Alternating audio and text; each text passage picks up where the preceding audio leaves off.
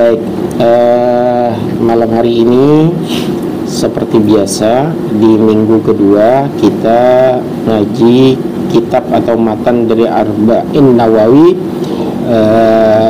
atau kitabnya berjudul Matan Arba'un Nawawiyah fil Ahadits Shahihah An-Nabawiyah yang dikarang oleh Al-Imam Abi Zakaria Yahya bin Syarafuddin An-Nawawi. Mudah-mudahan kita semua yang mempelajari kitab ini senantiasa mendapatkan rahmat, mendapatkan maghfirah, mendapatkan barakah dari Allah Subhanahu wa taala. Baik, sebelum mulai mari bersama-sama kita hadiahkan suratul Fatihah kepada pengarang kitab Arba'in Nawawi ini, yakni Al-Imam Abi Zakaria Yahya bin Syarafuddin An-Nawawi. Mudah-mudahan kita semua dimudahkan untuk mendapatkan ilmu-ilmu yang kita pelajari dari kitab ini. Ala hadhihi wa ala kulli niyatin salihah bi ridallah. Al-Fatihah. A'udzu billahi minasyaitonir rajim. Bismillahirrahmanirrahim. Alhamdulillahi rabbil alamin arrahmanir rahim maliki yaumiddin. Iyyaka na'budu wa iyyaka nasta'in. Ihdinas siratal mustaqim. Siratal ladzina an'amta 'alaihim ghairil maghdubi 'alaihim waladdallin. Amin. Baik, kita lanjutkan kajian hadis kita di hadis yang ke-23. Baik. Ini hadisnya singkat saja tapi maknanya atau kandungannya sangat luar biasa. Bismillahirrahmanirrahim.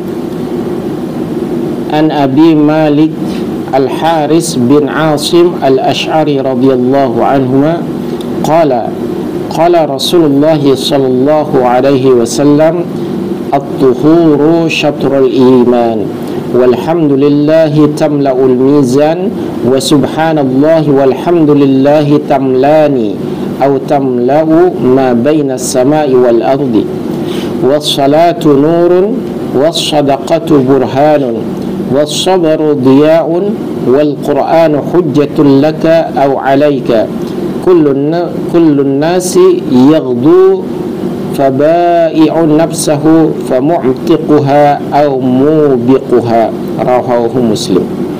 Hadis ini juga dikeluarkan oleh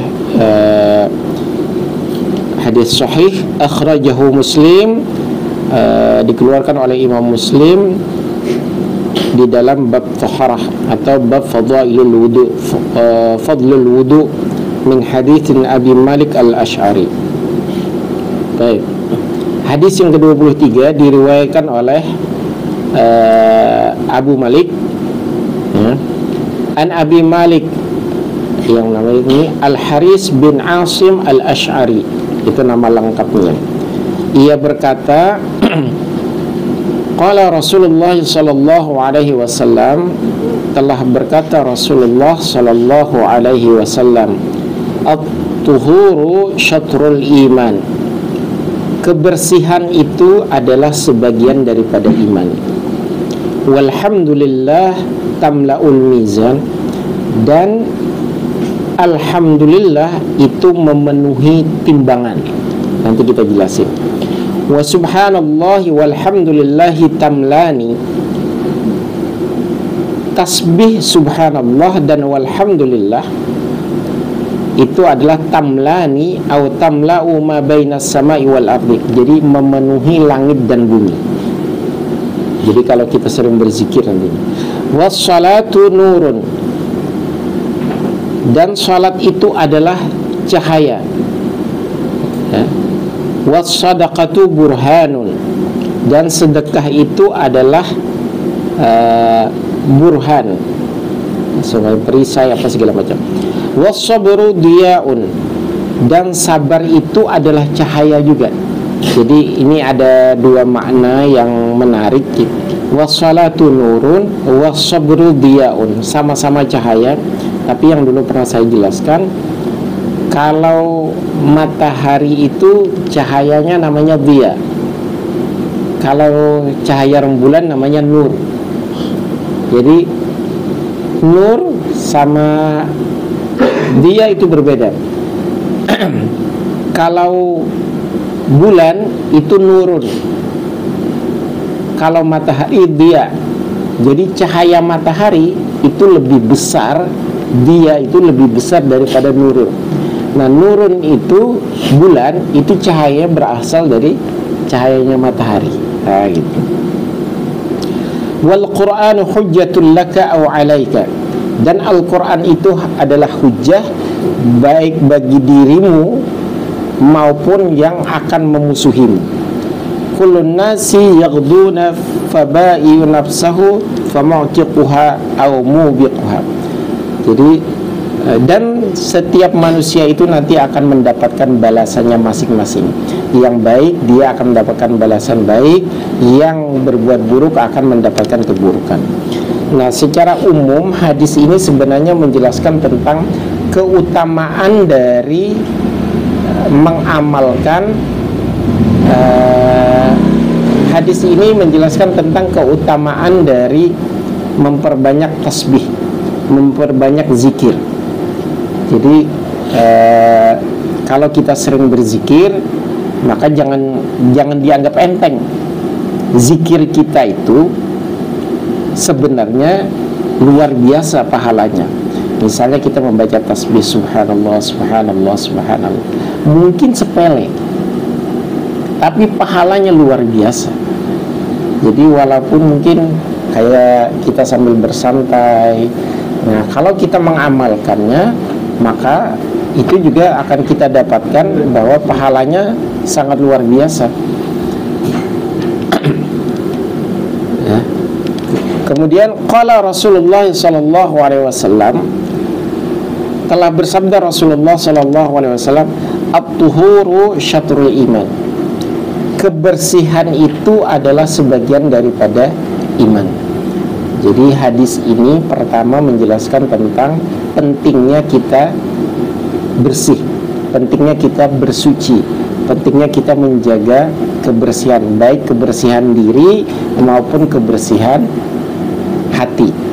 Kalau kebersihan diri, biasanya kita paling membersihkannya dengan mandi, wudu, tayamum, atau kalau kita habis buang air besar, buang air kecil, berarti kita istinja gitu.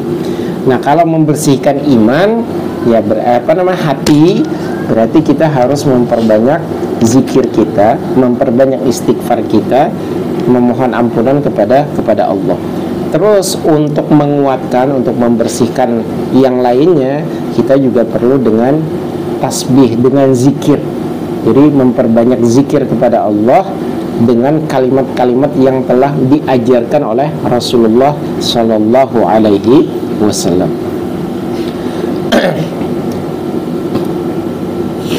Walhamdulillahi tamla'ul mizan.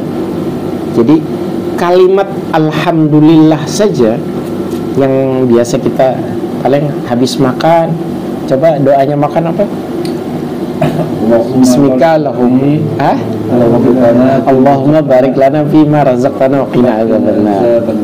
Kalau selesai, alhamdulillahi wa ja'alana minal muslimin. Kalau mau tidur, bismillahirrahmanirrahim. Kalau bangun tidur,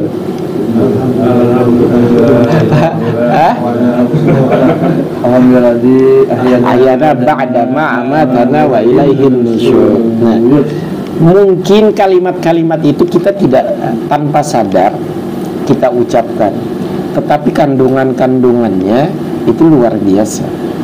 Jadi di sini diterangkan walhamdulillahi tamla'ul mizan. Jadi kalimat alhamdulillah saja itu seandainya ditimbang itu sangat berat sekali di timbangan. Ya.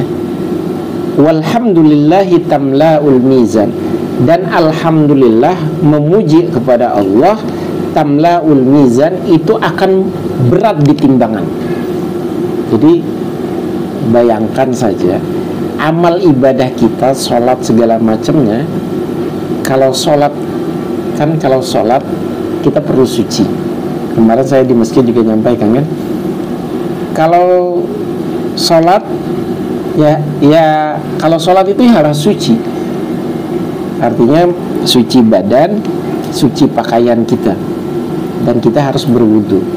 Tapi kalau yang namanya zikir, ya, baca tasbih, baca tahmid, baca tahlil, itu orang yang sedang berhadas saja boleh gitu. Artinya kemudahan berzikir itu luar biasa gitu.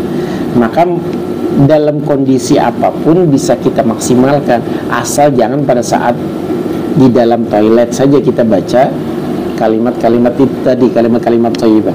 Dalam keadaan apapun kecuali ketika di luar toilet istilahnya, monggo dibaca gitu. Mau tasbih subhanallah silahkan, mau tahmid alhamdulillah silahkan, mau mau zikir la ilaha illallah, baca tahlil, ya silahkan gitu. Kan mudah sebenarnya itu. Nah, tinggal bagaimana kita mau optimalkan. Nah, ibaratnya hadiahnya saja nih yang disampaikan oleh Rasulullah, walhamdulillahi tamla'ul mizan. Kalimat alhamdulillah itu seandainya ditimbang, beratnya luar biasa. Jadi di timbangan itu pasti penuh gitu, pasti beratnya gitu.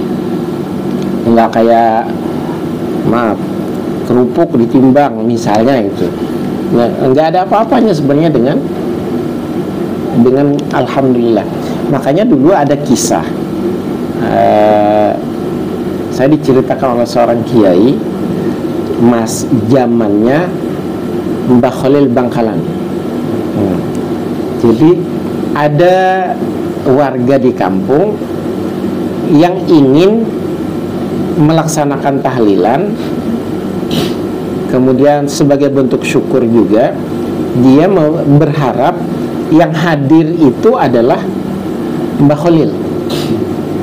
Khalil Bangkalan, gurunya dari Hadratus Syekh Hasyim Asy'ari. Nah, kalau tahlilan atau syukuran biasa, yang hadir ya warga biasa gitu. Baca yasin, baca kalimat-kalimat tahlil yang tersusun dengan rapi itu, dan lumayan lama. Nah, ketika mau mengundang Mbah Khalil, orang ini nyembelih sapi. Jadi spesial nih, karena yang akan datang adalah Mbah Khalil. Nah, ketika diundang, kemudian habis baca yasin, terus dilanjutkan baca tahlil. Ternyata Mbah Khalil itu cuma membaca yasin sebentar. Misalnya afdhalu dzikri fa'lam annahu la ilaha illallah, la ilaha illallah, la ilaha illallah, la ilaha illallah. Udah selesai. Setelah itu doa. Lah itu yang punya rumah, yang ngundang, yang punya hajat ini, kemudian menggerutu. Ya, udah nyembelih sapi, tahlilnya kok sebentar gitu. Ini gimana sih? Nah, jadi ada perasaan dia itu merasa tidak ikhlas gitu. Tapi yang namanya Mbah Khalil, beliau yang tahu hatinya orang gitu, hatinya ini. Nah, tuan rumah yang menggerutu itu ternyata kemudian dipahami oleh Mbah Khalil. Kemudian dipanggil yang punya rumah. Kenapa kamu menggerutu? Terus akhirnya dia mengaku, Mbah, saya ini niat menyelenggarakan tahlil ini, niat khusus mengundang jenengan untuk bertahlil, dan saya sengaja nyembelih sapi. Lalu undangan sudah banyak gitu, maksudnya makanannya juga mewah gitu. Lah kok yang gitu tahlil, yang baca tahlilnya kok cuma sebentar gitu.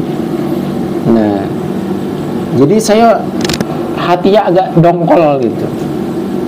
Lalu sama Mbah Khalil, yang namanya Mbah Khalil memang orang yang sangat luar biasa. Baik, kalau kamu nggak percaya dengan kalimat tadi tahlil yang kita baca, ini sekarang contohnya. Coba cari timbangan Kemudian coba ditimbang apa yang paling berat lah yang ada.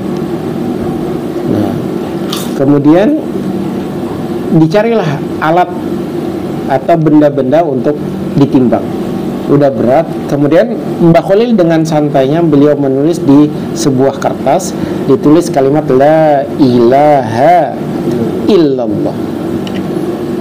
Ini kemudian beliau gulung, lalu kata Mbah Khalil, ini kamu perhatikan berat mana kalimat kertas yang saya tulis dengan kalimat la ilaha illallah dengan bahan-bahan yang ada yang sudah ditimbang. Nah, kemudian beliau taruh di timbangan, itu akhirnya jomplang.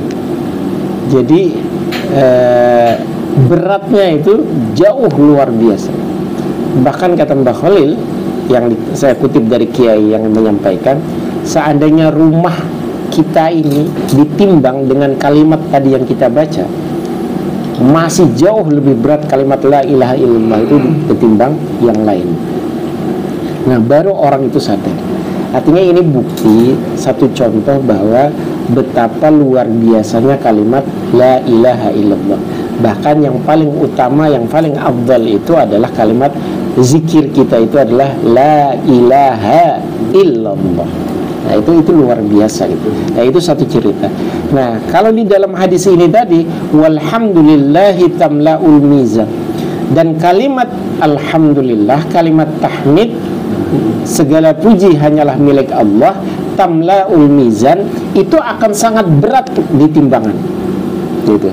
Memenuhi timbangan gitu. Masih belum cukup dengan itu. Kemudian ditambahkan, ini lebih beratnya, coba lihat. Wa subhanallah walhamdulillahi tamlani. Kalimat tasbih subhanallah dan tahmid walhamdulillah tamlani. Tamlani itu dua kali memenuhi. Dua kali itu dua kali apa? Au tamla'u ma bainas samai wal ardi. Memenuhi antara langit dan bumi. Coba kalimat tasbih subhanallah walhamdulillah. Coba kalimat tasbih subhanallah dan kalimat alhamdulillah itu saja sudah memenuhi langit dan bumi. Jadi betapa luar biasanya kalau kita biasa berzikir gitu. Jadi bisa kita maksimalkan ketika kita berzikir. Upayakan supaya benar-benar hati kita bisa lebih fokus, supaya timbangan atau pahalanya itu benar-benar bisa kita dapatkan gitu. Jadi wa subhanallah walhamdulillahi tamlani. Tasbih subhanallah dan walhamdulillah itu memenuhi au tamla'u ma bainas samai wal ardi, memenuhi langit dan bumi. Coba jarak langit saja dengan bumi itu berapa jauh? Bumi saja ibaratnya yang sekarang dihuni oleh berapa miliar manusia itu penuh dengan kalimat subhanallah walhamdulillah kalau kita rutin membacanya, mengamalkan.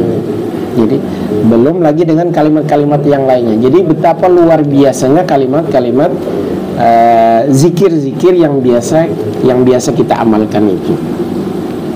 Kemudian yang lanjutnya, wassalatu nurun. Nah, salat itu adalah cahaya. Jadi salat itu adalah cahaya yang akan membersihkan hati-hati kita, yang menerangi hati kita. Nah, ada hadis Nabi yang diriwayatkan oleh Aisyah. Jadi satu hari di waktu malam, Aisyah itu sedang menjahit, mau menjahit, dan tiba-tiba lampu itu mati. Jadi jarum yang dipakai oleh Siti Aisyah itu jatuh. Nah, jatuh itu akhirnya menyebabkan yang lampu yang ada di rumahnya Rasulullah itu padam. Maka akhirnya gelap gulita. Sementara Aisyah sedang ingin mencari jarum karena mau menjahit pakaian. Nah, pada saat yang bersamaan Rasulullah membuka pintu, maka suasana di dalam ruangan tempat Aisyah tadi yang gelap itu menjadi terang benderang.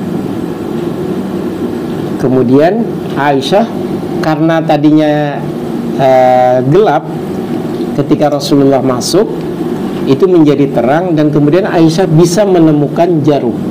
Mohon maaf, ini kalau saya jatuhkan jarum di tempat ini, saya lempar saja, kita mungkin kesulitan mencari jarum. Wah, padahal ini cahayanya dengan lampu yang dengan PLN. Nah, tapi Aisyah malam itu ketika Rasulullah masuk itu bisa melihat, bisa menemukan jarum yang jatuh itu. Kemudian Aisyah bertanya kepada Rasul, berkata kepada Rasulullah, wahai Rasulullah, alangkah bercahayanya wajah engkau, sampai-sampai kondisi rumah yang gelap itu menjadi terang benderang dengan cahaya yang terpancar dari wajah engkau. Gitu. Nah, ini yang kemudian kalimat berikutnya yang menjadi menarik. Wahai Aisyah, kata Rasulullah, ibaratnya ya, kalau malam ini bercahaya, maka di hari kiamat nanti sungguh rugi orang yang tidak bisa melihat wajahku. Sungguh rugi orang yang nanti di hari kiamat tidak bisa melihat wajah Rasulullah. Aisyah nggak percaya. Ya Rasulullah, masa iya sih? Engkau yang seorang nabi yang luar biasa, umatnya sangat banyak, kok bisa-bisanya ada umat engkau yang tidak bisa melihat wajah engkau? Ada, kata Rasulullah. Nanti di hari kiamat mereka itu akan rugi karena tidak bisa melihat wajahku. Nah, ditanya oleh Aisyah, wahai Rasulullah, siapa umatmu, siapa dari umat-umat engkau ini yang nanti di akhir zaman atau pada saat hari kiamat itu tidak bisa melihat wajah engkau? Lalu apa kata Rasulullah?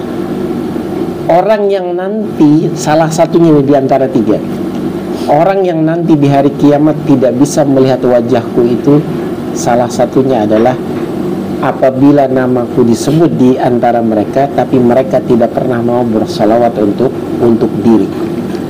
Nah, jadi kalau kita ingin melihat wajah Rasulullah di hari kiamat nanti, jangan lupa perbanyaklah salawat. Kita seperti yang beberapa waktu yang lalu saya sampaikan, dari rumah masing-masing sambil berjalan, mau naik motor, pakai sepeda, atau ke masjid, ya, naik sepeda, atau ke majelis taklim yang kebetulan malam hari ini naik motor misalnya atau ada yang berjalan kaki. Nah, sepanjang jalan kan bisa dengan berzikir, Allahumma sholli ala Muhammad, kalau terlalu panjang sallallahu ala Muhammad gitu, atau Allah gitu.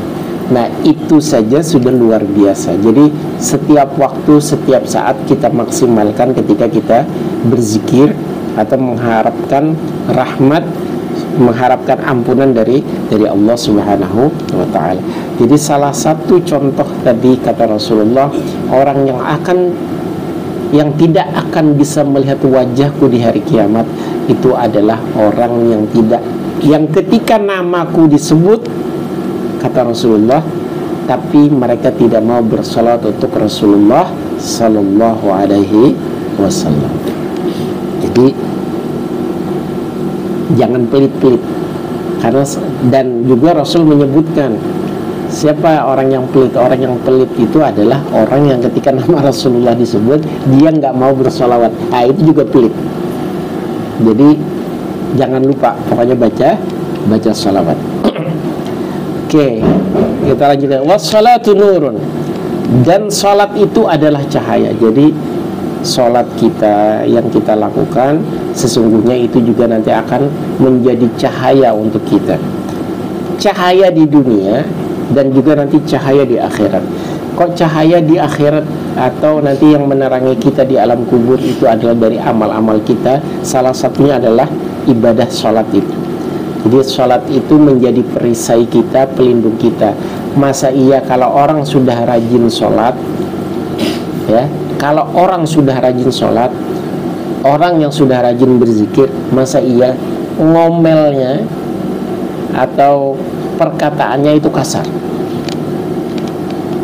Contoh, waktu puasa, ya, waktu puasa, kalau puasa itu kan kita tidak boleh makan, tidak boleh minum, terus tidak boleh bohong, ya, tidak boleh ngumpat, mencaci maki. Karena kalau kita mencaci maki, ngomong yang jelek-jelek, maka itu akan mengurangi pahala puasa. Kalau kita makan, kalau kita minum, itu pasti batal, ya kan? Kalau kita berbohong, itu akan mengurangi pahala puasa. Ketika bulan Ramadan, puasa kita lakukan, kita kira-kira biasanya masih berani ngomong yang jelek-jelek. Kan biasanya kita jaga, ya, itu bulan Ramadan. Nah, mestinya salah satu hikmah di bulan puasa itu adalah kita benar-benar menjaga. Jadi di bulan Ramadan saja kita bisa, kenapa di bulan-bulan lain kita nggak bisa gitu? Jadi mestinya orang yang rajin sholat, orang yang suka sholat, yang karena selain itu kewajiban dan juga sebagian menjadi kebutuhan, mestinya orang yang rajin sholat, yang senantiasa melaksanakan ibadah sholat 5 waktu, dia nggak akan gampang ngomong kasar, dia nggak akan ngomong mencaci maki orang gitu. Harusnya seperti itu, ya. Jadi kalau udah sholat, karena sholat itu adalah nurun, dia akan menjadi cahaya. Jangan sampai cahaya yang sudah kita buat itu menjadi redup. Nah, sholat saja sudah menjadi cahaya. Bahkan bukan hanya sholat. Kan di dalam hadis yang lain Rasulullah menyampaikan, beliau di akhir zaman nanti akan mengenali kita umatnya itu dari bekas wudhu kita. Bekas wudhu kita saja akan bercahaya. Jadi makanya kata Rasulullah, kalau kalian ingin memperpanjang cahaya itu, maka perpanjanglah. Jadi kalau kita wudhu biasanya sampai siku, boleh dipanjangin sampai ke atasnya gitu. Yang kepala semuanya, wajah melebihi dari tumbuhnya rambut gitu. Nah, itu berarti itu adalah bagian dari memperpanjang cahaya yang diberikan oleh Allah. Nah, ketika di hari kiamat nanti, maka cahaya itu juga akan makin bersinar. Kemudian yang berikutnya, was-shadaqatu burhan, dan sedekah itu akan menjadi burhan, menjadi penjelas, menjadi petunjuk, menjadi perisai segala macam. Jadi di antara perisai, ya. Jadi sedekah itu, sedekah yang kita keluarkan mungkin nggak perlu melihat jumlahnya. Banyak ikhlas lebih baik daripada sedikit tidak ikhlas. Banyak ikhlas lebih baik daripada sedikit tidak ikhlas. Atau lebih baik sedikit tapi ikhlas dibandingkan banyak tidak ikhlas. Atau ada orang nyumbang. Kalau di kampung-kampung, terutama di kampung saya ya, di Kalimantan sana, biasanya orang yang menyumbang ke masjid itu disebutkan, nanti dihadiahkan Fatihah. Dari misalnya contoh, dari Pak Haji Darsono infak sebesar 100.000 rupiah, minta dibacakan surat Al-Fatihah, Kulhu, Al-Falaq, An-Nas, misalnya itu ya. Dari Bapak Suwarno 1 juta juga minta dibacakan seperti biasa, yaitu Fatihah, Al-Ikhlas, Al-Falaq, An-Nas. Dari Pak Jeffrey 350 misalnya, dikit amat gitu. Nah, misalnya gitu. Iya. Nah, itu biasanya disebutkan. Nah, tiba-tiba ada ini peristiwa yang nyata ini. Kemudian ada orang, gimana sih, masa nyumbang aja disebut-sebutin gitu. Iya. Nah, masa nyumbang sekian disebutin, harusnya nyumbang itu nggak usah disebut nama gitu. Tiba-tiba ini petugas masjid, kemudian karena banyak dibacain terus, dari hamba Allah 1 juta. Nah harusnya yang seperti itu katanya. Dia ini menjawab temennya, harusnya nyumbang tuh itu nggak usah sebut nama lengkap, udah hamba Allah saja 400.000, harusnya seperti itu. Terus dia berpikir, jangan bilang-bilang itu saya katanya. Itu saya, ternyata sama aja itu. Jangan bilang-bilang. Nah itu contoh. Jadi ya pokoknya bersedekah banyak ikhlas lebih baik daripada sedikit tidak ikhlas, atau sedikit ikhlas lebih baik dibandingkan banyak tapi tidak ikhlas. Jadi yang penting niatnya sedekah sebagai bukti kita, kecintaan kita kepada agama kita. Nah bahkan di dalam riwayat lain Rasulullah juga menyampaikan as-shadaqatu tadfa'ul bala. Jadi sedekah itu adalah mencegah bahaya, perisai dari musibah, perisai dari wabah. Jadi dalam perjalanan, makanya salah satunya kenapa kita dianjurkan sedekah di waktu subuh, ya, sedekah di waktu subuh, karena kadang-kadang kita setelah matahari terbit kita akan berangkat kerja. Harapannya ketika kita perjalanan itu dijauhkan dari musibah, dari kecelakaan, dari tiba-tiba kita jalan ada kucing, kita akhirnya mencoba menghindar, kepleset misalnya nih, kepleset. Nah katanya sedekah tadfa'ul bala, katanya sedekah mencegah bala, mencegah musibah. Lah ini saya sudah sedekah tadi subuh, kok masih kecelakaan? Ya itu yang kita ambil hikmahnya. Barangkali kalau kita tidak sedekah pada waktu subuhnya itu sebelumnya, jangan-jangan kita mati, atau jangan-jangan jangan-jangan kita akan masuk ke rumah sakit. Nah dengan kecelakaan yang tadi mungkin kepleset, kita mungkin hanya luka kecil saja. Nah tapi itu yang biasanya jarang juga kita syukuri gitu. Ya katanya sedekah nolak bala, lalu saya kecelakaan gitu. Mana katanya. Nah, justru dengan sedekah itu setidak-tidaknya itu mengurangi musibah yang lebih besar gitu. Nah, ya harapannya begitu. Jadi sedekah itu banyaklah manfaatnya. Sedekah ke anak yatim, ke panti asuhan, ke mana, ke masjid, pembangunan pondok pesantren dan lain sebagainya, atau membantu orang-orang yang kesusahan. Kemudian yang berikutnya was-sabru diyaun, dan sabar itu juga adalah cahaya. Jadi jamaah yang dirahmati Allah, kalau kita tahu di dalam Al-Quran itu kan ada kalimat wasta'inu bis-sabri was-salah, dan jadikanlah sabar dan sholat itu sebagai penolong untuk dirimu. Nah, kalau tadi di dalam kalimat was-salatu nurun was-sabru diyaun, sholat itu cahaya, sabar itu juga cahaya. Karena dengan kesabaran itu manfaatnya juga luar biasa. Sholat saja kita disuruh sabar, taat saja kita disuruh sabar, apalagi musibah gitu. Mohon maaf, kalau dapat musibah, yang bisa kita lakukan apa? Paling cuma bilang sabar ya gitu. Kan mohon maaf, mungkin orang yang sedang dapat musibah, kamu bilang sabar, ngomong doang, ngomong itu gampang gitu. Tapi yang menjalani biasanya kan berasa berat gitu.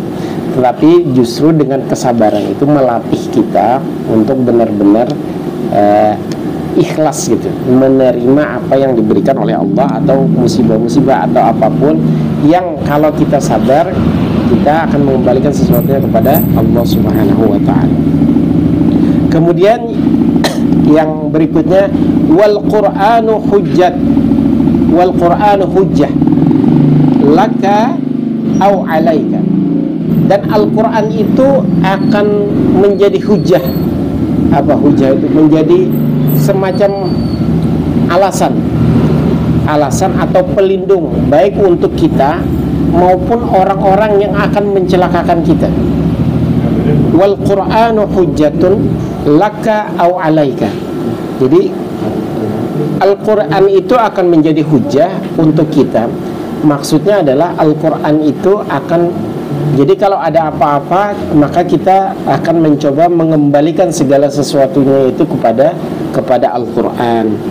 Jadi kalau ada satu perbuatan yang kita kembalikan, semuanya adalah kepada Al-Qur'an gitu. Kemudian yang terakhir dari hadis ini, kullun nasi yaghduna fabai'u nafsahu fa'uqtimuha famuqtiquha au mubiquha. Setiap manusia itu nanti akan diberikan balasan sesuai dengan apa yang telah mereka lakukan. Yang berbuat baik maka mereka akan mendapatkan balasan yang baik, dan yang berbuat buruk juga pasti Allah Subhanahu wa taala akan memberikan balasan keburukan kepada orang itu. Bahkan di dalam hadis juga disebutkan, man sanna sunnatan sayyi'atan, man sanna sunnatan hasanatan falahu ajruha wa wizru man amila biha. Siapa yang mengawali sesuatu dengan perbuatan yang baik, kemudian kebaikan itu diikuti oleh orang lain, maka dia akan mendapatkan pahala juga dari orang yang mengikutinya. Jadi misalnya Pak Tole ngajak Abah Dedi kemari, ngajak kebaikan, dan ketika kemudian Abah Dedi ikut, nah itu pahalanya dapat double gitu. Udah dapat kita secara pribadi, kita ngajak orang lain itu juga menjadi dapat. Dan sebaliknya, man sanna sunnatan sayyi'atan, siapa yang membuat sesuatu keburukan, falahu ajruha wa wizru man amila au kama qala. Siapa yang berbuat keburukan, maka Allah Subhanahu wa taala juga akan membalas keburukan kepada orang yang melakukan keburukan, dan Allah akan menimpakan, maksudnya orang yang berbuat keburukan itu, karena dia mengawali keburukan kemudian diikuti, maka dia juga akan mendapatkan dosanya gitu. Jadi kita mengajak sesuatu keburukan, terus ada orang yang mengerjakan keburukan ini terus menerus, nah kita yang ngajak keburukan ini, kita dapat keburukannya juga, dapat dosanya gitu. Jadi betapa perlunya kita berhati-hati ketika melakukan satu hal dalam keburukan. Balik lagi ke atas secara umum, jadi intinya di dalam hadis ini, jamaah yang dirahmati Allah, bahwa kita dianjurkan untuk perbanyak membaca kalimat-kalimat thayyibah. Alhamdulillah tamla'ul mizan. Kalimat alhamdulillah, tahmid itu akan memenuhi timbangan. Wa subhanallah walhamdulillahi tamlani au tamla'u ma baina samai wal ardi. Tahmid, tasbih dan tahmid itu memenuhi langit dan bumi. Jadi betapa luar biasanya. Nah, termasuk kita yang biasa zikir di masjid, ya, yang biasa kita wirid di masjid itu. Jadi mohon maaf nih, habis di masjid biasanya begitu salam, kalau yang sudah pernah ya alhamdulillah, yang pernah saya sampaikan mudah-mudahan masih berjalan. Kalau yang belum, mudah-mudahan bisa diikuti. Jadi kan kita habis salam ya, kan begini nih, assalamualaikum warahmatullah gitu ya. Assalamualaikum warahmatullah gitu. Oke. Kemudian kan biasanya kita istighfar ya. Astaghfirullahaladzim, astaghfirullahaladzim, astaghfirullahaladzim, alladzi la ilaha illa huwal hayyul qayyum wa atubu ilaih. Usahakan jangan pindah nih posisi. Ya. Jangan dipindah, jangan buru-buru ganti. Biarkan begini. Nah, kemudian kan kita berzikir. Misalnya zikir kalau maghrib sama subuh terutama. Yang paling utama saat subuh sama maghrib. Yang dibaca apa? Kemarin yang saya sampaikan, Pak Warno ada ya waktu itu ya. Ya. La ilaha illallah wahdahu la syarikalah, lahul mulku wa lahul hamdu wa huwa ala kulli syai'in qadir. Ada juga yang menambahkan lahul mulku wa lahul hamdu yuhyi wa yumit wa huwa ala kulli syai'in qadir. Nah, dibaca 10 kali ya. Jadi habis salam, terutama subuh sama maghrib, posisi kaki jangan berubah. Posisi kaki jangan berubah. Biarkan begini. Dibaca 10 kali. Di dalam hadis dikatakan, man qala la ilaha illallah wahdahu la syarikalah, lahul mulku wa lahul hamdu wa huwa ala kulli syai'in qadir. Siapa yang membaca kalimat tadi asyarata marrah, sebanyak 10 kali, kana man a'taqa arba'ata anfus, maka dia seperti memerdekakan 4 orang budak. Coba, yang membaca itu 10 kali seperti orang yang memerdekakan 4 budak. Coba kita bayangkan, satu hari kita baca misalnya subuh 10 kali. Jadi kalau Ustaz Musta'in biasanya 3 kali. Nah, nggak apa-apa, silakan saja 3 kali.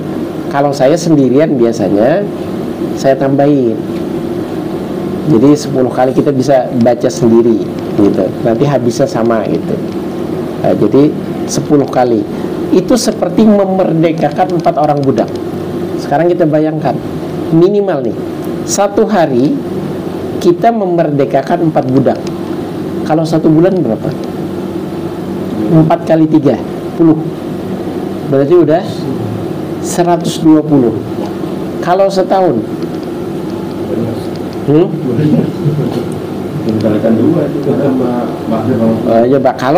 jadi kalau setahun saja, jadi kalau 1 bulan 30, 120 ya. Setahun itu 1440 budak. Itu baru misalnya cuma maghrib tuh. Kalau ditambah dengan subuh, jadi tinggal kali 2, 2880 budak yang kita merdekakan. Makanya jangan sepelekan wirid itu gitu. Makanya eman kalau ditinggalkan gitu. Itu sudah disusun berdasarkan hadis-hadis dari Rasulullah gitu. Jadi kita membaca wirid itu tadi itu sudah berdasarkan dari hadis Rasulullah yang oleh para ulama kemudian disusun gitu. Nah, jadi habis maghrib begini. Kemudian kan kita baca Allahumma ajirna minan nar, Allahumma ajirna minan nar. Berapa kali? 7 kali. Ya, dibaca 7 kali. Karena kalimat itu kalau kita membacakan Allahumma ajirna minan nar, ya Allah jauhkanlah saya dari siksa api neraka. Di dalam sebuah riwayat itu dikatakan setiap satu kalimat itu tadi Allahumma ajirna minan nar 1 kali itu berlaku untuk 1 hari. Gitu. Itu berlaku untuk 1 hari. Jadi kalau kita baca Allahumma ajirna minan nar 1 kali saja, berarti kita sudah dibebaskan 1 kali. Lah kalau 7 kali, berarti udah 7 hari. Seminggu itu cuman pada saat 1 kali. Nah setelah itu kita sudah, setelah Allahumma ajirna, kita sudah boleh balik nih kaki ini tadi. Nah, kan biasanya Allahumma antas salam wa minkas salam wa ilaika ya'udus salam. Tapi seandainya mau begitu terus sampai akhir doa, nggak ada masalah. Gitu. Intinya begitu habis salam kaki jangan diubah dulu, biarkan saja. Gitu. Jangan buru-buru dipindah gitu. Udah minimalnya sampaikan, tuntaskan sampai Allahumma antas salam wa minkas salam wa ilaika ya'udus salam fahayna rabbana bisalam wa dakhilnal jannata darussalam. Jadi sampai di situ. Nah, itu kan luar biasa. Dan ketika membaca Allahumma antas salam, usahakan angkatlah kedua tangan kita. Kenapa? Karena itu adalah doa kita. Allahumma antas salam, ya Allah, engkaulah yang maha pemberi keselamatan. Wa minkas salam, dan keselamatan itu berasal dari engkau. Wa ilaika ya'udus salam, dan kepada engkau juga keselamatan itu akan kembali. Fahayna rabbana bisalam, dan hidupkanlah kami dalam keadaan damai, dalam keadaan selamat. Fahayna rabbana bisalam. Wa adkhilnal jannata darussalam, dan masukkanlah kami ke dalam surga darussalam. Coba, itu kan doa.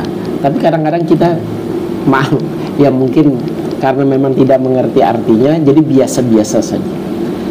Itu doa yang sangat luar biasa. Makanya jarang ulama meninggalkan itu. Bahkan Rasulullah sangat menganjurkan setiap habis sholat baca Allahumma antas salam wa minkas salam wa ilaika ya'udus salam fahayna rabbana bisalam wa adkhilna jannata darussalam tabarakta rabbana wa ta'ala ya dzal jalali wal ikram. Itu jadi banyak sekali termasuk tasbih atau salawat, tahmid, tahlil dan lain sebagainya yang sebenarnya kandungannya sangat luar biasa.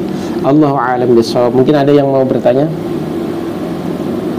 Tergantung dari imamnya dulu. Kalau imamnya diam aja, makanya jangan bergantung pada imam. Kalau untuk wirid, imamnya tidak berwirid, kita yang berwirid. Gitu. Artinya motivasi itu tanamkan pada diri kita, bahwa setiap sholat kita berzikir, kita berwirid. Nah, kan jadi kumpulannya nih, ini paling sedikitnya, kumpulannya diantaranya itu tadi. Pertama istighfar, yang kedua baca tadi la ilaha illallah wahdahu la syarikalah lahul mulku wa lahul hamdu wa huwa ala kulli syai'in qadir. Terutama ini antara maghrib sama subuh itu sama aslinya. Kenapa maghrib sama subuh? Istimewa lah istilahnya. Dua waktu itu lumayan sangat istimewa. Kenapa? Dulu para nabi ada yang hanya mendapatkan perintah 2 sholat, terutama pada saat maghrib sama subuh. Kenapa?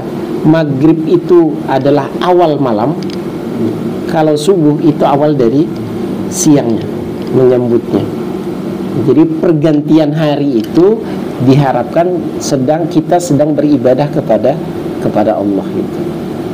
Nah, apalagi kalau kita perbanyak dengan zikir, dengan wirid dan lain sebagainya gitu. Terus kemudian tadi Allahumma antas salam wa minkas salam ya. Lalu Rasul juga mengajarkan jangan pernah meninggalkan membaca tasbih yang berapa? 33 kali. Tasbih 33 kali, kemudian tahmid alhamdulillah 33 kali, kemudian takbir Allahu Akbar 33 kali, jumlahnya 99. Ditutup dengan kalimat la ilaha illallah wahdahu la syarikalah lahul mulku wa lahul hamdu wa huwa ala kulli syai'in qadir, maka genap menjadi 100 itu. Dan itu perintah Rasulullah. Belum lagi 2 ayat terakhir surat Al-Baqarah biasanya dibaca amanar rasulu bima unzila ilaihi min rabbihi wal mu'minun kullun amana billahi wa malaikatihi wa kutubihi wa rasulihi dan seterusnya. Itu biasanya kalau di kampung-kampung maghrib sama subuh yang dibaca. Kenapa kalau kita di sini tidak dibaca? Saya pribadi memaklumi. Kenapa? Karena kita di sini daerah kota yang orang kesibukannya luar biasa. Nah, memangnya orang di kampung nggak ada kesibukan. Umumnya kalau di kampung maghrib itu mereka sudah konsentrasi semua, sudah selesai pekerjaan itu. Benar-benar menerapkan prinsip. Jadi kalau siang itu untuk bekerja, malam itu buat beristirahat. Ya, begitu. Itu. Jadi cari ma'isyah itu, penghidupan itu siang hari. Maghrib masjid Nurul ini masih. Nah, iya, ada beberapa masjid yang masih aktif gitu. Tentunya begitu. Nah, karena memang itu masjid kampung jadi lebih ini. Ya, masjid komplek udah pada susah gitu. Ya. Allah. Nah, ya termasuk ayat kursi. Jadi itu juga termasuk di dalamnya ayat kursi yang juga dianjurkan oleh Rasulullah untuk dibaca. Jadi dari sekian banyak fadilahnya ayat kursi, salah satunya ketika kita membaca ayat kursi itu, nah ayat kursi itu keistimewanya saja itu membuat iblis itu pada ketakutan. Jadi ketika ayat itu diturunkan, itu iblis-iblis, jin-jin, kayak kafir-kafir, setan itu semuanya dalam tanda petik pada ngomel lah, maksudnya pada menggerutu, karena umat manusia terutama yang muslim itu mempunyai benteng, mempunyai bukan sekadar benteng, tapi itu jadi senjata yang kalau ibaratnya yang tadinya kita akan dihancurkan, dengan kalimat itu kita bisa menghancurkan iblis, kita bisa menghancurkan jin-jin yang nakal, yang musyrik kepada kita gitu, dengan kalimat-kalimat itu. Jadi luar biasa gitu. Nah, ayat kursi itu pun kita baca, makanya itu cuma dibaca pada saat maghrib sama subuh. Makanya itu luar biasa. Menjadi maghrib subuh selesaikan lagi wiritannya gitu. Ya kecuali memang ada pekerjaan yang memang sangat mendesak, ya menguasai. Tapi seandainya memungkinkan, ya sudah. Tadi di kendaraan pun kita baca juga nggak ada masalah. Minimalnya tadi ya kalimat-kalimat thayyibah yang pendek lah, tasbih. Masa iya sih kendaraan baca subhanallah aja nggak bisa? Masa kuat dengerin apa? Pakai earphone? Dengerin musik misalnya, gantilah pakai tasbih lah gitu, salawat gitu, misalnya gitu. Allahu a'lam. Monggo yang lain.